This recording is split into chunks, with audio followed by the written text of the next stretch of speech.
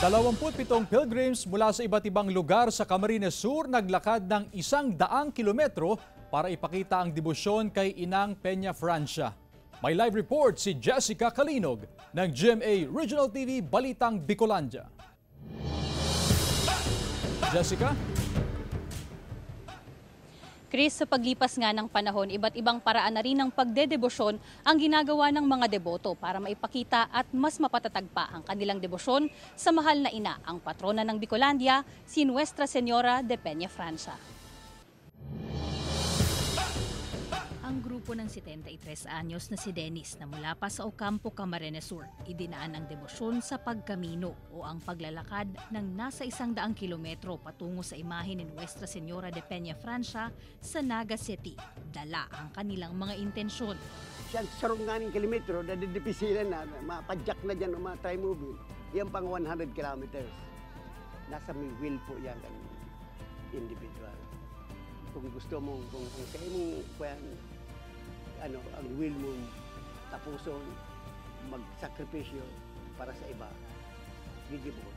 Sinimulan ng grupo ang 5 araw na paglalakad noong Setyembre 3 mula sa St. Bernard Abbot Parish sa bayan ng Ocampo at tumitigil sila sa bawat simbahan na kanilang nadaanan sa iba't ibang bayan.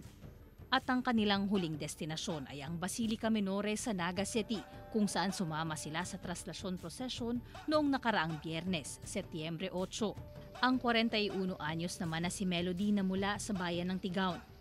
Halos pipilay-pilay na ang paglalakad pagdating sa Divine Mercy Parish sa Paulbo, Calabanga.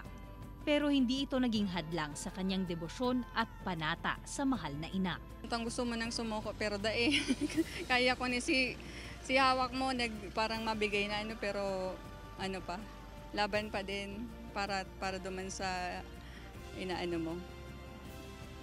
Pinipray mo na nahagad mo. Dala ng nasa 27 katao na nagkamino ngayong taon ang kanilang nagsilbing pasaporte na nilalagyan ng tatak sa bawat simbahan na kanilang dinadaanan at nang nakumpleto, may pagkilala silang natanggap mula sa Archdiocese of Cáceres. Sa September 16, Chris, araw ng Sabado, nakatakda namang ibalik ang mga imahe ng El Divino Rostro at Nuestra Señora de Peña Francia mula rito sa Naga Cathedral patungo naman sa Basilica Minore sa pamamagitan iyan ng gagawing fluvial procession sa Naga River. Chris? Maraming salamat, Jessica Calinog ng GMA Regional TV Balitang Bicolandia.